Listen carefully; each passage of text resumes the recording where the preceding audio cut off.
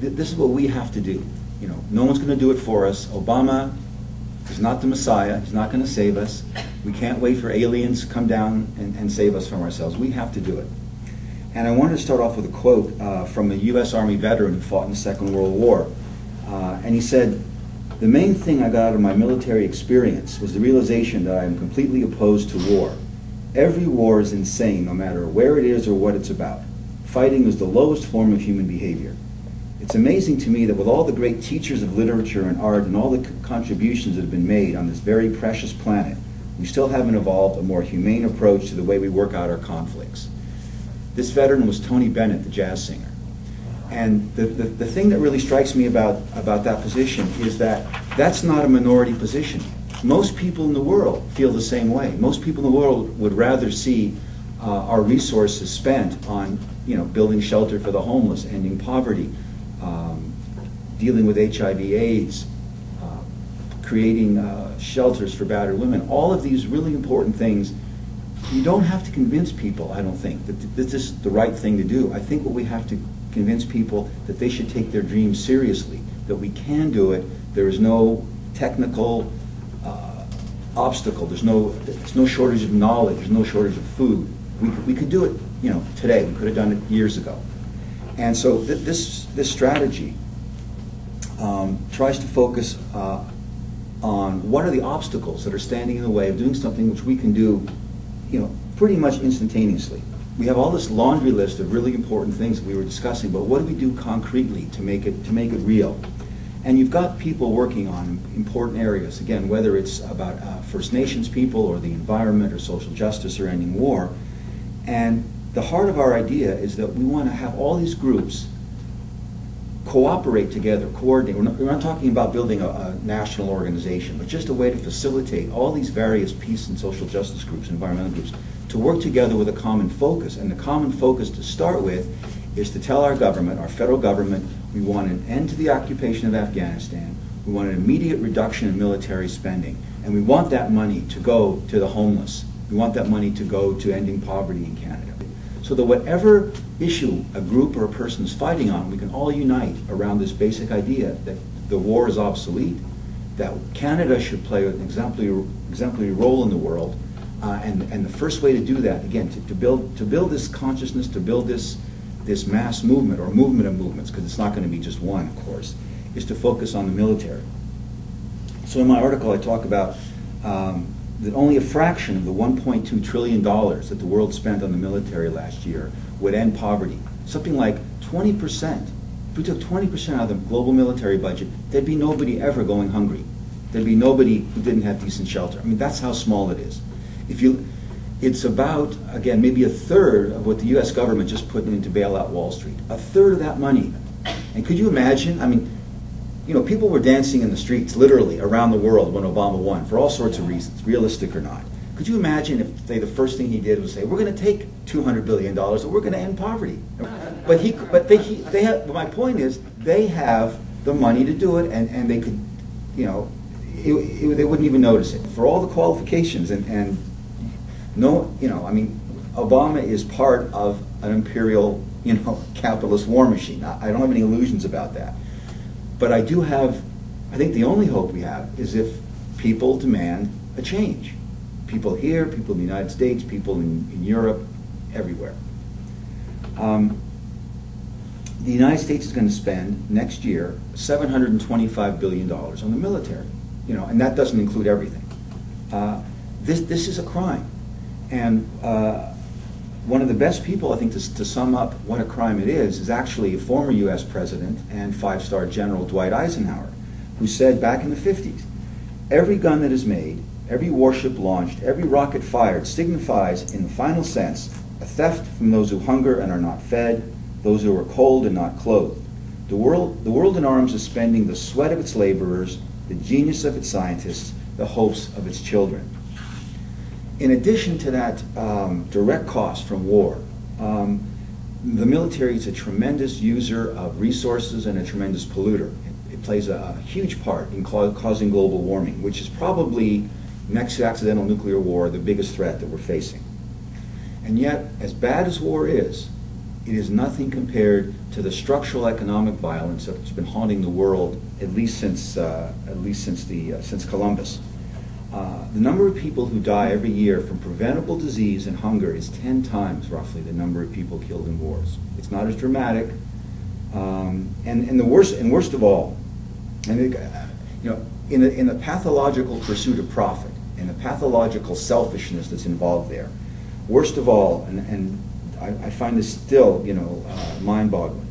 Every 6 seconds, a child dies from preventable disease and malnutrition. Every 6 seconds. Now, if this was somebody famous, if it was Paris Hilton, and again, not to minimize anybody's death, when Princess Diana died, everybody knew about it. Well, every one of those children is just as much of a valuable human being as she is, and almost nothing gets done about it. And here's the other catch. In those 6 seconds, when a child dies, the world spends $220,000 on the military. $1 or $2 could save that child's life. There's another statistic actually came out of the Vancouver Sun saying that every day 7,000 newborns die, and the cost to save them would be $1, period. And this is why I say that there's no excuse for letting this kind of horror continue. One of the arguments made, and one of the things you'll hear about people saying, well, we can't do it, and making excuses, well, it's human nature to be greedy, or it's human nature to be violent. That's not true. It's never been true. That's an ideology that somewhat oversimplify the warmongers and investors try and convince us that we can't do anything because this is the way people are. They're confusing human nature with human behavior. One of the things about human nature, I think, is that one of the keystones is how variable our behavior is, how variable our attitudes are. You grow up in a different society, in a different age, you will think differently. You'll look at the world differently. I happen to agree on one of many points with Noam Chomsky, who wrote that, quote, individuals have many capacities and options. Which of these capacities reveals themselves depends to a large extent on the institutional structures which form our social environment.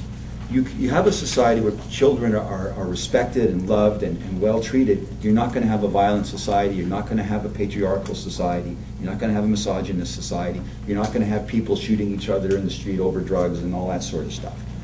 You have to have a nurturing environment. And this is one of the few things I would agree with Hillary Clinton. It takes a village or a community to raise a child. Another critical point about human behavior, in addition to how we're affected as children, are the social situations that we find ourselves in. That's probably even more important.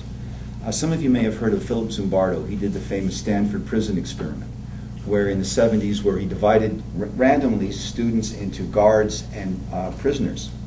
And he had to stop the experiment like less than halfway through because the guards became vicious and sadistic, and the prisoners became terrified and traumatized and very passive.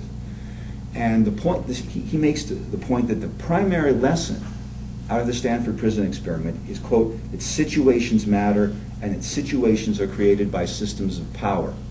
Power domination is the problem. One of the findings, when people looked at the Holocaust and Nazi behavior in particular, what they found was, whether you're talking about the average soldier, the average person in the SS, or all the way up to Adolf Eichmann, these people were normal. They weren't pathological to begin with. They weren't sadistic to begin with. Torturers aren't sadistic to begin with. They are trained to do that, or in the case of situations, you're put into context where, for a lot of reasons, again, we can discuss this later if you'd like, people do things that they would never think they could do. And to draw this unimaginable divide, unbridgeable divide between us and them, well, we could never do that. Well, that's not what history shows, and that's not what psychology shows. But the point is that if we change context and don't put people in environments where it brings out the worst in them, we can eliminate, almost all of those kinds of horrors. When you take soldiers and you put them in Iraq or Afghanistan and they commit atrocities, well, what do you expect?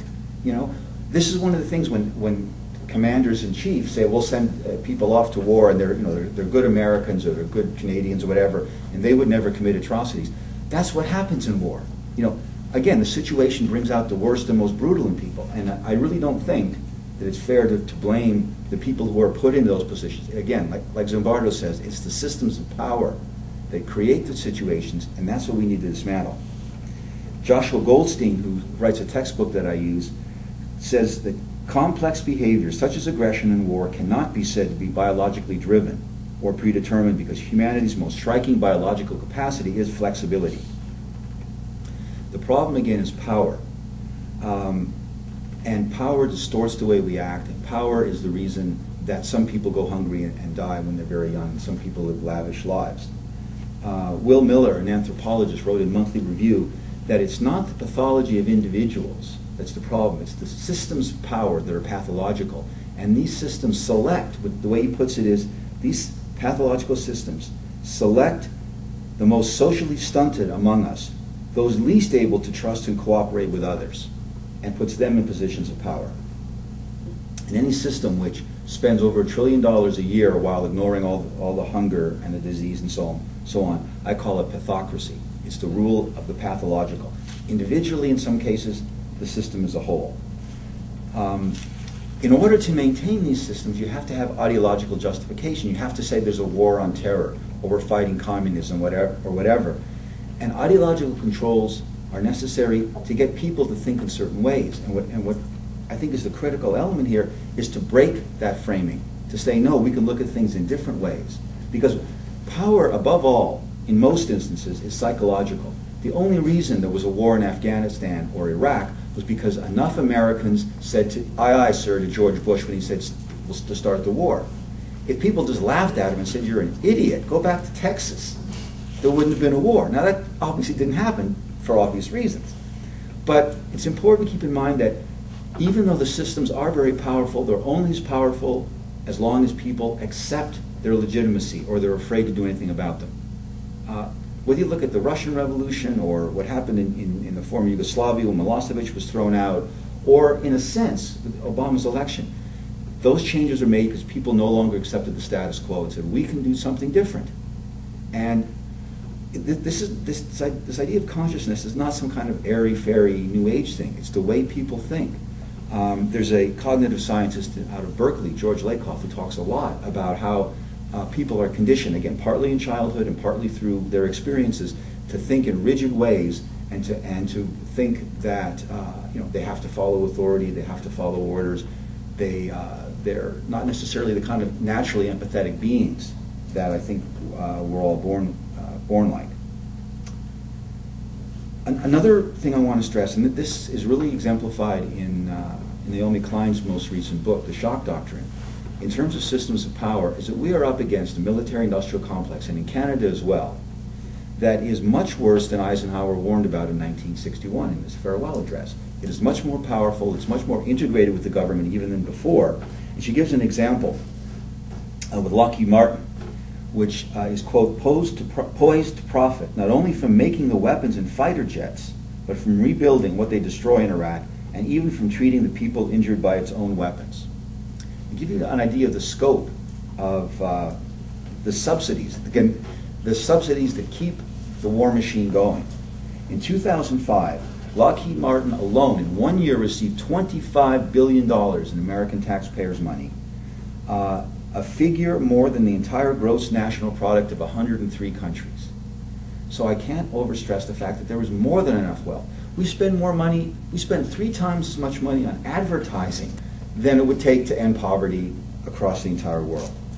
Former U.S. Marine Corps Major General Smedley Butler, who led some of the interventions in the Caribbean and Central America in the 30s, when he retired, summed it up. He said, war is a racket. And again, a lot of people know that. Chomsky was just saying a couple of days ago that 95% of the American public are essentially on side in wanting to have different priorities, to move away from military spending. And 80% of Americans, of all people, and I speak as a dual citizen here, 80% of Americans think corporations have too much power. They're right. That's the problem.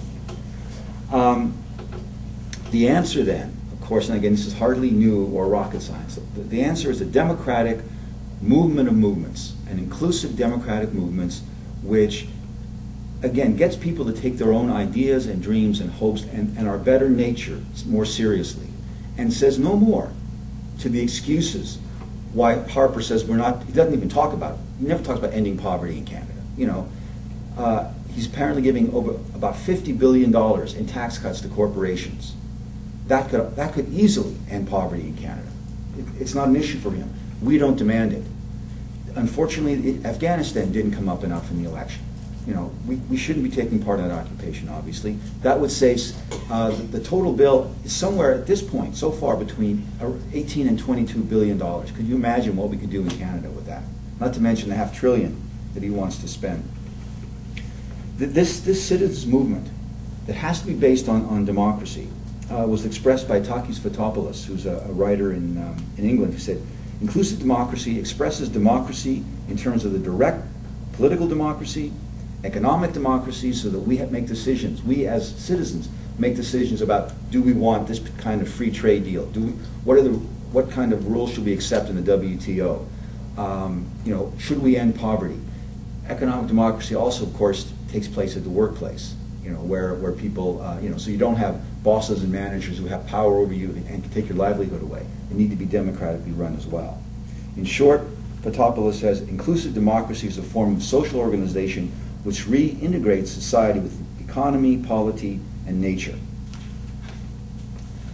The key element then to dissolve all these kinds of authority at the workplace, in governments and so on, is to remember not only the democratic principle that people should make the rules, but power only exists to the extent that we think it's legitimate and obey it. As soon as we draw a line, enough of us draw a line and say no more, power dissolves.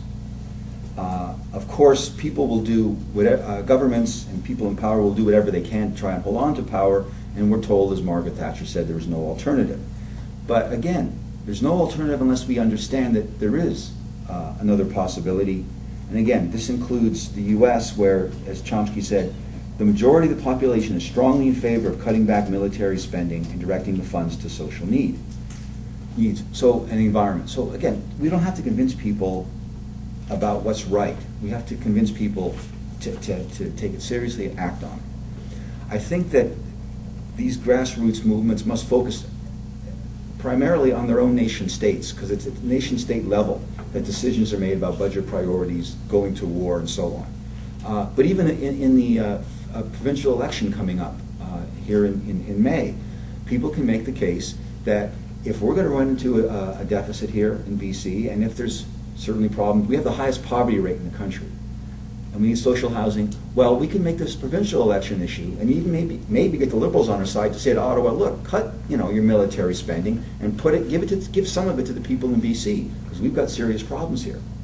We need to deal with cutbacks in the forest industry. We have to come up with ecological solutions and green technology and green jobs and so on.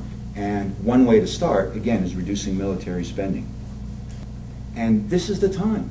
This is the time where people need, as everybody's been saying, put pressure on Obama, because otherwise he'll move towards the Zionist lobby even more. His ties with Wall Street will be more influential and so on. But if people demand, and not only Americans, but people around the world demand better, then as a smart guy who wants to, improve America's image, amongst other things, it makes it more likely that he will do the right thing. And the last quote is from another American, John Fogerty, formerly of Creedence Clearwater, who said in his great song about baseball, he said, "The time is now." And this, I think, is the best time ever.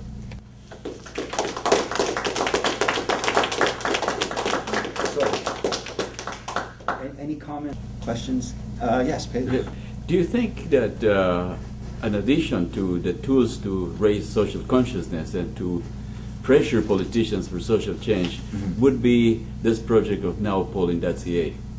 I think anything that, I think it could be very valuable. One of the things that the dominant ideological system has been able to do is convince people that, I want peace, poverty bothers me, but, there's only a few of us, and other people don't think the same way, which is, of course, not true. So when there are polls, whether it's Nowpolling or anywhere else, that shows, hey, most Canadians do want us out of Afghanistan. Most of us do think we should have other priorities and deal with poverty. That, you get that sense of you're not being alone. And so in that sense, it's a really important way to, again, change people's consciousness and give them some realistic hope.